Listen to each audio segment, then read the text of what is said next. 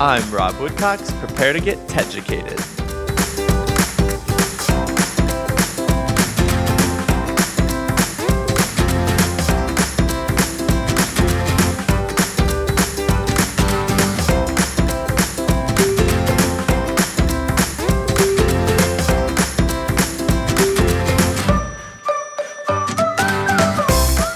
I would say I find inspiration for my images through a lot of different life experiences.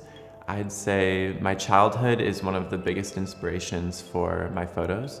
When I'm wanting to create something different, a lot of times I'll actually just sit down and kind of let my mind clear itself, and I'll kind of think back to childhood and kind of get in that mindset. And it'll really start to bring back some of the dreams and imaginations I had when I was a kid.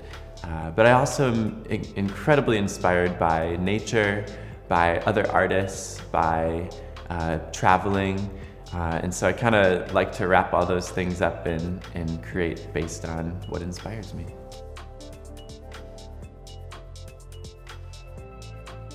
So to develop one surreal image, it can take anywhere from a matter of minutes to, weeks. It really depends on kind of the intensity of the subject or the complexity of the image that I'm creating.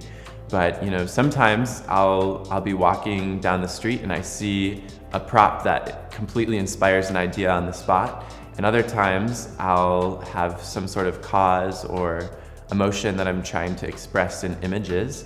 And it'll take me, a week of, just kind of pondering and thinking and letting my mind wander to really get a solid idea that, satisfies me as an artist. So it just kind of depends on the situation, but yeah.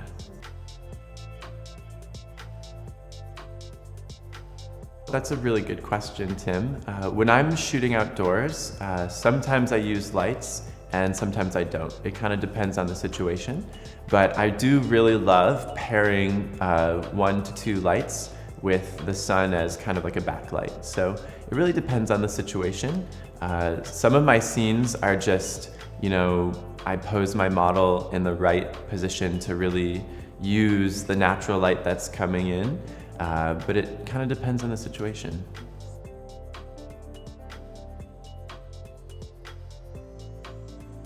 Fantastic. Well, Nathan, growing your fan base on social media is definitely an important thing in today's day and age. And the 3 things that kind of are my rules to growing social media are consistency, quality, and engagement. So I try to be as consistent as possible as far as, posting regularly, letting people know what's going on in my life, but also trying to share as much quality art as I can. So whether that's new art or resharing old art, being consistent on social media is something I have noticed will keep your social media presence alive, and it'll keep your network growing. Posting only quality content is really key. I've noticed, there's sites that'll post a bunch of memes and things like that, and you don't really see a lot of engagement when artists are posting, rubbish, as you will.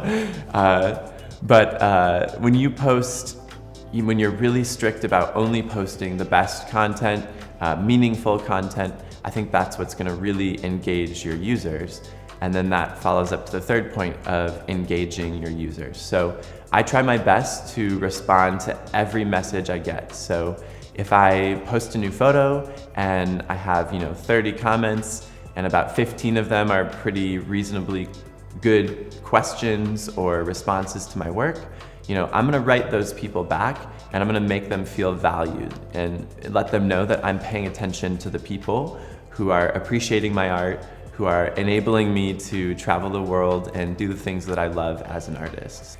My best advice for getting your work published for the first time is to simply put yourself out there. So what I mean by that is submit your work to contests, write magazines, do whatever you have to do to get your work in front of the right people.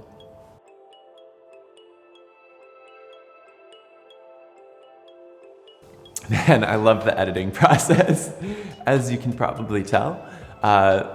For my editing process, the most common tool that I use is definitely Photoshop. And within Photoshop, my favorite tool is curves. So I'm not sure how much you know about curves, but if you haven't experimented with it, you should definitely try it out.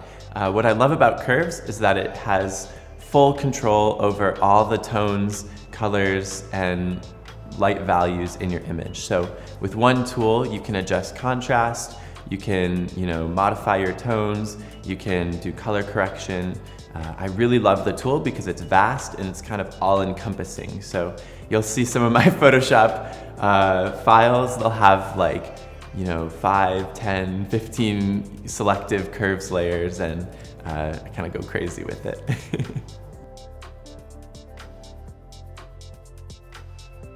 I would definitely say I prefer to stitch my images together. I love getting a really wide angle scene while also getting a shallow depth of field. And when you use a wide angle lens, you're kind of distancing yourself from your subject, and it doesn't allow you to get quite that same depth as if you use more of a fixed focal length, a longer focal length, and get close to your subject and then kind of expand from there and stitch your photo together.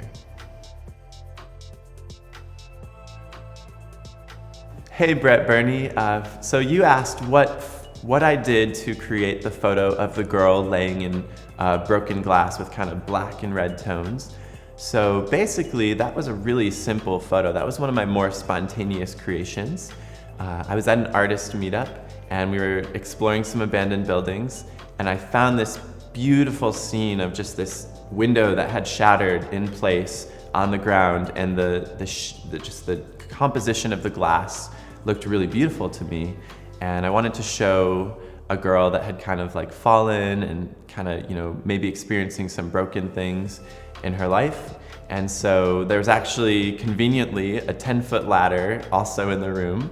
So I actually had my friend, we kind of cleared away some of the glass in the spot that I wanted my friend to lay, just to make sure she was safe. And then once she laid down, we kind of placed it back so that it kind of looked natural.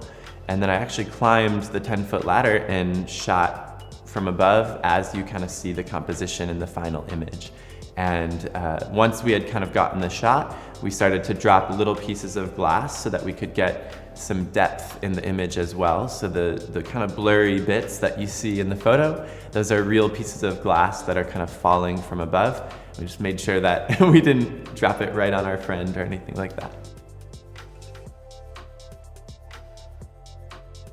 My favorite photo that I've ever created is a piece called All in Our Boxes, and it's actually the first conceptual image I created that I was really proud of.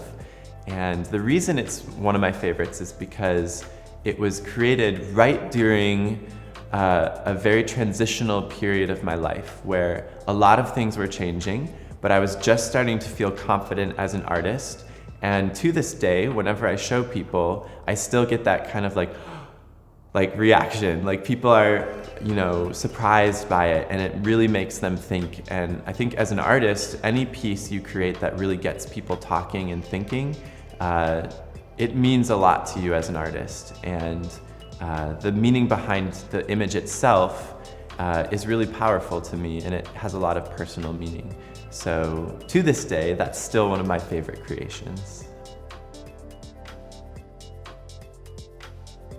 So actually, after traveling the world for 4 months, my lenses are getting into some shabby conditions. So I'm really excited to buy some new lenses, and I love the Sigma art lenses.